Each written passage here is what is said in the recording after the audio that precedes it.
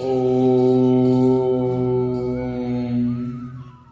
श्रीमद् भगवद गीता अध्याय 12 भक्ति योग। एवं सततः युक्तां भक्तः त्वां पर्युपासते ये च अपि अक्षरम् अव्यक्तं तेषां ते योगविदतमः।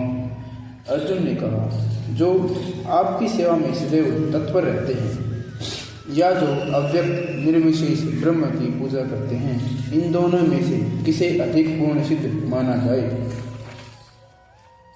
श्री भगवान कहते हैं, जो लोग अपने मन को मेरे साकार रूप में एकाग्र करते हुए हैं और अत्यंत श्रद्धापूर्वक मेरी पूजा करने में सदैव लगे रहते हैं, वे मेरे द्वारा परम सिद्ध माने जाते हैं।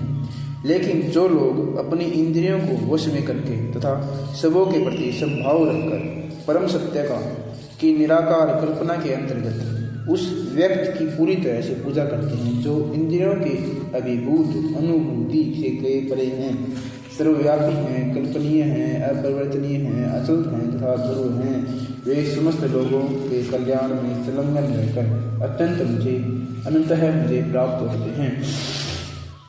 जिन लोगों के मन परमेश्वर के व्यक्त अव्यक्त निराकार स्वरूप के प्रति आसक्त हैं, उनके लिए प्रगति कर पाना अत्यंत कष्टप्रद है। देहधारियों के लिए उस श्रेष्ठ क्षेत्र में प्रगति कर पाना सदैव दुष्कर होता है। जो अपने सारे कार्यों को मुझ में अर्पित करके तथा अविचलित भाव से मेरी भक्ति करते हुए मेरी पूजा करते हैं और अपने चित्तों को मुझ पर स्थिर करके निरंतर मेरा ध्यान करते हैं, उनके लिए हे बात मैं जन्म मृत्यु के सागर से शीघ्र उद्धार करता हूँ।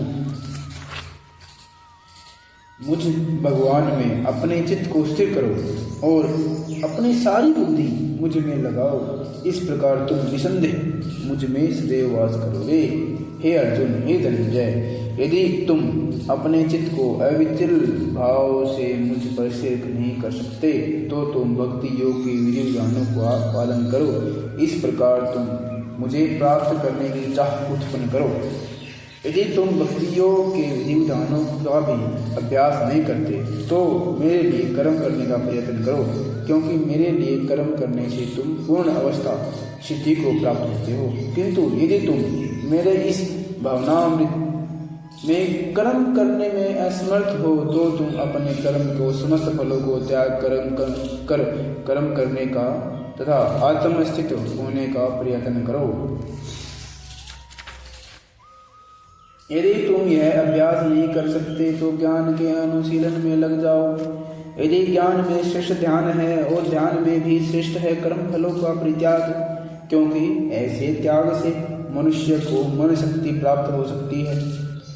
जो किसी से द्वेष नहीं करता लेकिन सभी जीवों का दयालु मित्र है, जो अपने स्वामी को नहीं मानता और मिथ्या अहंकार से मुक्त है, जो सुख दुख में समभाव रखता है, सहिष्णु है, सदैव आत्मतुष्ट रहता है, आत्मसंयमी है और तथा जो निश्चय के साथ मुझ में मन तथा बुद्धि को स्थिर करके भक्ति में लगा रहता है, ऐसा भक्त मुझे अत्यंत प्रिय है। हे अर्जुन, जिससे किसी को कष्ट नहीं पहुंचता तथा जो अन्य किसी के द्वारा विचलित नहीं किया जाता, जो सुख दुख में भय तथा चिंता में संभाव रहता है, वह मुझे अत्यंत प्रिय है। मेरा ऐसा भक्त जो सामान्य कार्य क्रियाकलापों पर आश्रित नहीं है, जो शुद्ध है, दक्ष है, चिंता रहित है, समस्त कष्टों में से रहित है और किसी पल के लिए प्रयत्नशील नहीं रहता, मुझे अतिशय प्रिय है। जो न कभी हर्षित होता है, न शोक करता है और न तो पछताता है, न इच्छा करता है तथा जो शुभ तथा अशुभ दोनों प्रकार की वस्तुओं का परित्याग कर देता है, ऐसा भक्त मुझे अत्यंत प्रिय है। जो मित्रों तथा शत्रुओं के लिए समान है, जो मान तथा अपमान, शीत तथा गर्मी, सुख या दुख, यश या अपयश में संभाव रखता है, जो दूषित संगति से सदैव मुक्त रहता है, जो सदैव मौन और किसी भी वस्तु से संतुष्ट रहता है, जो किसी प्रकार के घर बार की परवाह नहीं करता, जो ज्ञान में दृढ़ है और जो भक्ति में संलग्न है, ऐसा पुरुष मेरे अत्यंत प्रिय है। जो इस भक्ति के अमर पथ का अनुसरण करते हैं और जो मुझे ही अपना चरम लक्ष्य बनाकर श्रद्धा सहित पूर्ण रूप में संलग्न रहते हैं, वे भक्त मेरे अत्यंत प्रिय हैं। इति श्री भगवद गीता 12वां अध्याय भक्ति योग संपूर्ण।